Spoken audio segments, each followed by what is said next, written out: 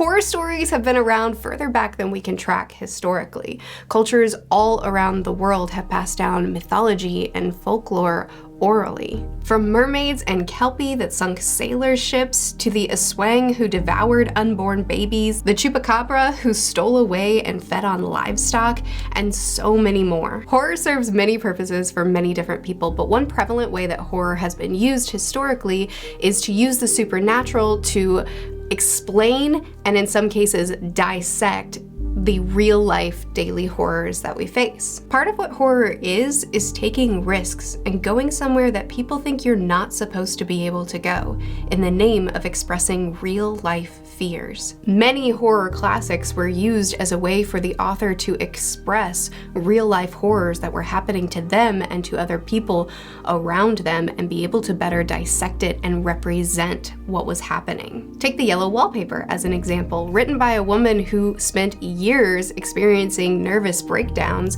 and when she went to a doctor, he gave her a pretty typical treatment of the time, which was isolation and stifling creativity and sedentary lifestyle. And The Yellow Wallpaper was a story that was written as an expression, a physical representation of what she went through mentally during that treatment. In an interview where she discussed the inspiration for the novel and the impact that it had on the doctor that gave her this treatment and how he changed the way he treated mental illness from thereforth after reading her short story, she said, "It was not intended to drive people crazy, but to save people from being driven crazy, and it worked." There are a lot of horror stories that were written with real-life horrors in mind, and we're going to continue to dig into that throughout this video.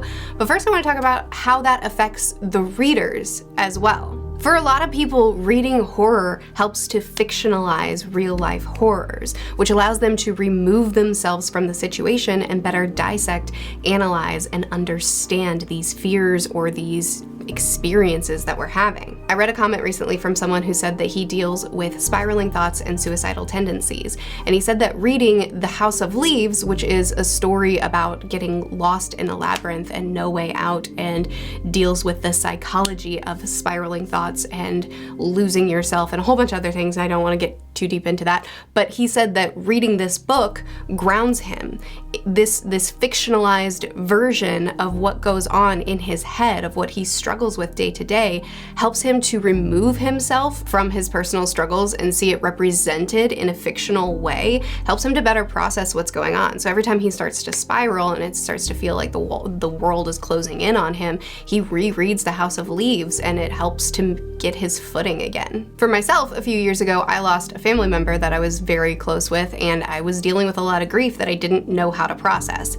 So I started reading nonfiction books about processing grief and working through that, as well as of course talking with other family members and speaking with people that I'm close to and try to process it. But I never really felt like I was fully unlocking what I was going through, fully understanding it, or being able to move forward through it until I read Pet Sematary by Stephen King. King in this novel uses horror as a tool to explore grief, and in his exploration of the smaller levels of grief that escalate and escalate and escalate, the things that people think and go through as they're grieving, and the ways that they try to compromise with that grief or overcome it that aren't healthy, and working through it, all that he did in that book helped me to better understand and process my grief better than anything else I had read or tried to figure out before that.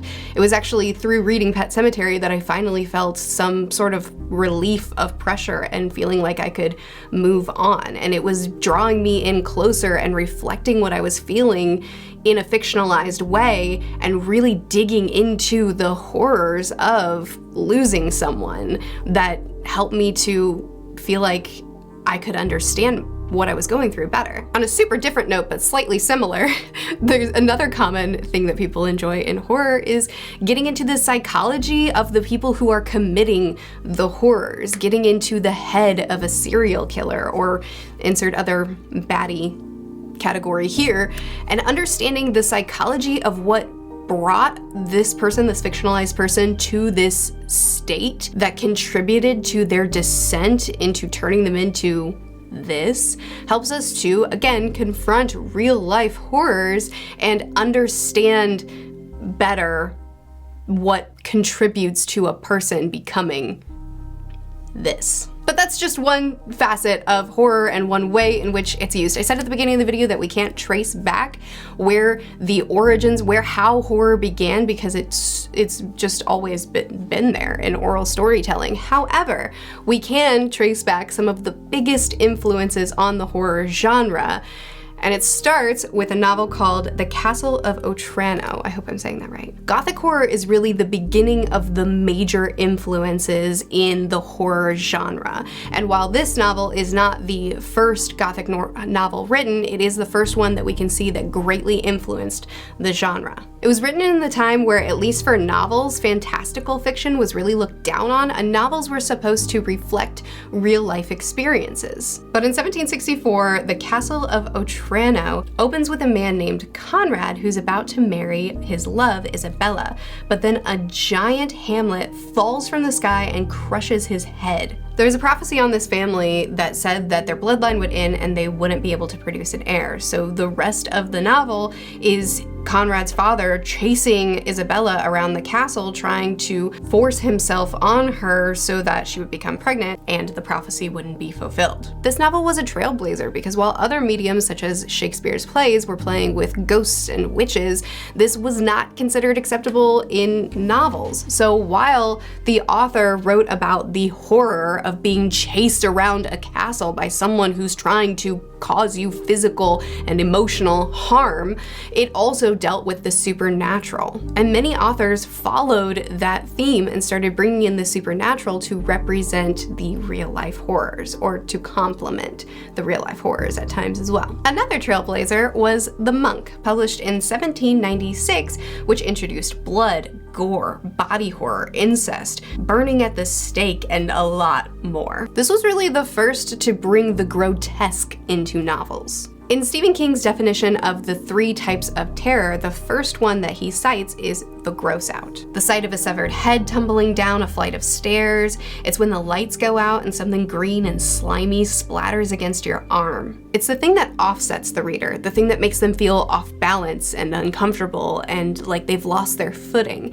Junji Ito uses this really well, in my opinion. Junji Ito really focuses a lot on cosmic horror. He creates these horrors that feel just impossible and too big, but he brings them in close. He makes the world feel untouchable, too big, and make us feel too small. Like no matter how hard we try, no matter how much we pursue knowledge, we will never understand the universe and the horrors that it can bring. And he does this by using a lot of body horror and grotesque imagery. So he makes us feel unsettled and off kilter with this imagery that he brings. And then you turn the page and he hits us with this cosmic horror that feeds into the real life psychological horrors that we may be contemplating in our daily life. That your past is haunting you, that what you did will never escape you, that the world is bigger than you, and no matter how much you try, you'll never be able to change it, to tame it, to influence it in some major way. Or whatever theme he wants to talk about in that particular story that he's writing. The oldest and strongest emotion of mankind is fear, and the oldest and strongest kind of fear is fear of the unknown. This is my favorite kind of horror. It's subtle, it's unnerving, it gets under your skin, and it gets in your head. While things like slashers and body horror and all the different types of horror out there, I think can all be used well and can all be done in interesting ways, it's the really small, subtle things that I, as a reader, thrive on. The things that make things just a little bit wrong, that could easily be in your daily life that just feel off kilter, and then they just escalate. This actually feeds into or complements well King's 3rd type of terror that he talks about. Terror, when you come home and notice that everything you own had been taken away and replaced by an exact substitute. It's when the lights go out and you feel something behind you. You hear it, you feel its breath against your ear, but when you turn around, there's nothing there. A common theme in horror, especially psychological horror, is that it's only happening to you. Whatever it is that's tormenting you, only you can see it, only you can hear it. No one's going to believe you. You're isolated, you're alone. Maybe it's all in your head anyway. maybe there's a reason it's only happening to you. The feeling of being isolated, othered, alone. It's a common theme in horror because really, what's more terrifying than being hunted down, tormented, stalked by something, being targeted by something completely alone, even in a crowded area? Horror fiction shows us that the control we believe we have is purely illusionary, and that every moment we teeter on chaos and oblivion. But getting back to the books that have influenced the horror genre, next up has to be Frankenstein by Mary Shelley. In 1818, Frankenstein was written when medicine and medical technology was at the forefront of sciences, but there weren't enough cadavers for student doctors to practice on. Medical schools were so desperate for corpses that grave robbing became a serious problem. The out-of-control scientists who would steal you from your grave and mutilate you after death, or even worse, reanimate your decaying corpse,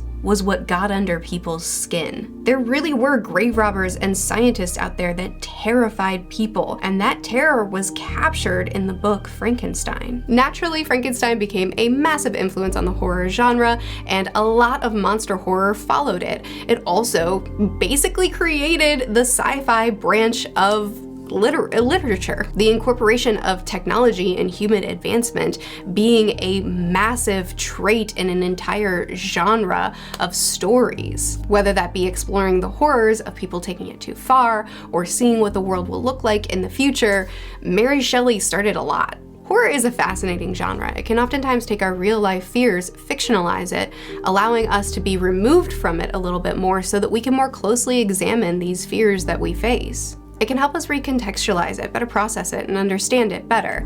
It's also super fun and very entertaining. I mentioned several really influential pieces of literature that have shaped the genre, but the list could go on for a long time. Lovecraft's short stories, Camilla, Dracula, The Haunting of Hill House, The Woman in Black, The Strange Case of Dr. Jekyll and Mr. Hyde, the works of Edgar Allan Poe, Carrie, and so many more that began something, that explored something deeper, that shaped what the genre has become. But my goal for this video was not only to talk about some of the first major influences of the genre, but to also kind of dissect the different types of horror, how it affects us, why we're drawn to it, why we keep coming back to it, and what the goal of the medium really is. Horror is that which cannot be made safe, evolving, ever-changing, because it is about our relentless need to confront the unknown, the unknowable, and the emotion we experience when in its thrall. But I'd love to hear from you. What do you love about horror? What draws you into it and makes you keep coming back? And what were some of the most influential horror stories that you've read in your life? I'd love to continue this discussion in the comments, so be sure to keep chatting with me there.